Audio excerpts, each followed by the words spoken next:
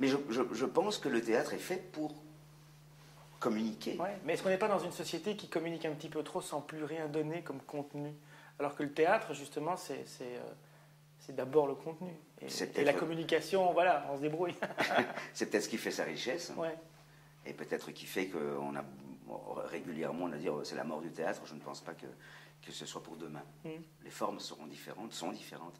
Mais le besoin, c'est plus qu'un besoin, c'est une nécessité vitale dans une société de communiquer, elle sera toujours là. Et donc, si en plus c'est par des textes littéraires ou oui, littéraires, disons, c'est encore plus riche. Ouais, vous êtes arrivé par Brecht, donc, au théâtre. Oui, finalement, par Brecht. Enfin, et il ne vous a jamais quitté? Dans la tête, non, en tout cas. Ça, c'est clair. Parce que très vite, j'ai travaillé avec des personnes, notamment très tôt avec André Stégère, qui avait été travaillé au Berliner Ensemble, qui avait été assistant, un des assistants nombreux de Brecht. Donc ça a continué, évidemment, à rentrer dans ma tête. Au niveau spectacle, en tant que soi, on ne joue pas beaucoup de Brecht en Belgique. D'ailleurs, en général, dans les pays francophones. Donc, j'en ai pas peut-être joué pas beaucoup plus que d'autres comédiens belges. À l'hôtel de la Pieuvre, pour un petit pas de danse. Où ça? À l'hôtel de la Pieuvre, pour un petit pas de danse.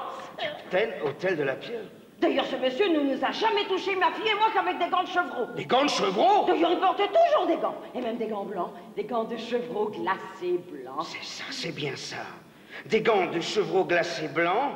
Quels sont les autres grands auteurs que j'ai joués et qui vous font aimer ce métier? Brecht mis à part, Tchekhov, Shakespeare, Edward Bond. Je hais le mort!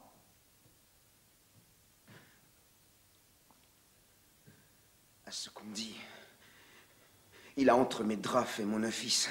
Est-ce vrai, je l'ignore. Mais moi, d'un simple soupçon, je ferai une certitude.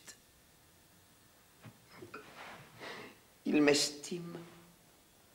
Mon dessein agira d'autant mieux sur lui. Cassio est joli garçon, voyons. Le supplanter. Comment faire, voyons un peu.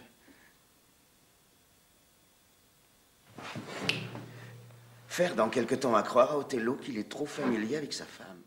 Puisque vous parlez de rencontres, on pourrait peut-être parler de celles, parce que je vois là, j'ai votre impressionnant curriculum vitae sous les yeux. Il y a eu Dario Fo. Oui, il y a eu Dario Fo. Ça, c'est rencontrer une légende, quoi. Oui, c'est...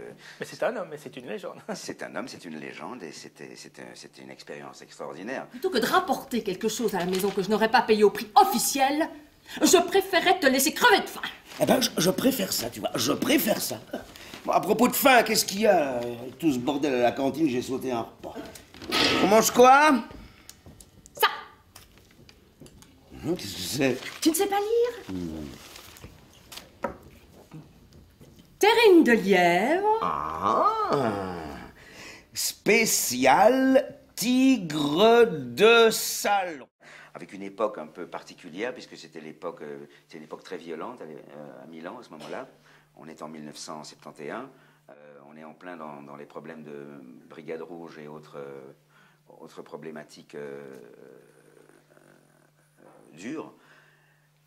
Donc, vouloir faire ce métier et se retrouver, par exemple, à la sortie de chaque répétition. Les répétitions étaient un peu bizarres. On commençait vers 3 heures de l'après-midi pour se terminer vers 2-3 heures du matin. Bon, méthode italienne, je me disais, c'est sans doute comme ça. Mais à 3 heures du matin, systématiquement, 2 heures, 3 heures du matin, on était attendus. Toute l'équipe était attendue dehors par des fascistes, et c'était la baston tous les soirs.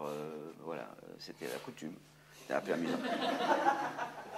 C'est un peu particulier aussi quand même comme manière de travailler, parce que à l'époque, Dario Fo, il a eu plusieurs stades, disons, dans son évolution politique. À l'époque, il était complètement inscrit chez les Mao. Donc, on répétait un spectacle qui s'appelait Tutti insieme et tutti uniti, tous ensemble, tous unis. C'était l'histoire de la trahison du Parti communiste en Italie. qu'il se délectait évidemment à ridiculiser. Et en face, là, à la place des premiers spectateurs ici, il y avait à peu près quoi, oui, une dizaine.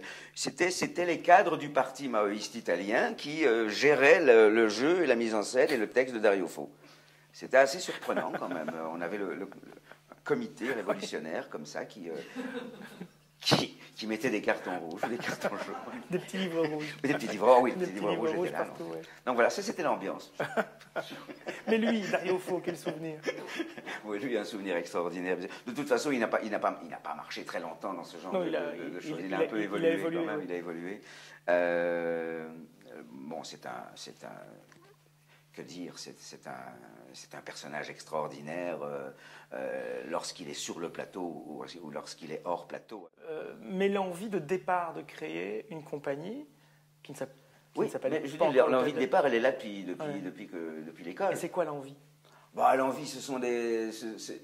Quand vous vivez dans un moment théâtral où autour de vous, même si c'est proche de vous, vous entendez, ou vous allez voir Nouchkine, Peter Stein, même encore le Living, je veux dire, cette notion de groupe, de compagnie, elle est là où vous vous sentez dans cette mouvance-là.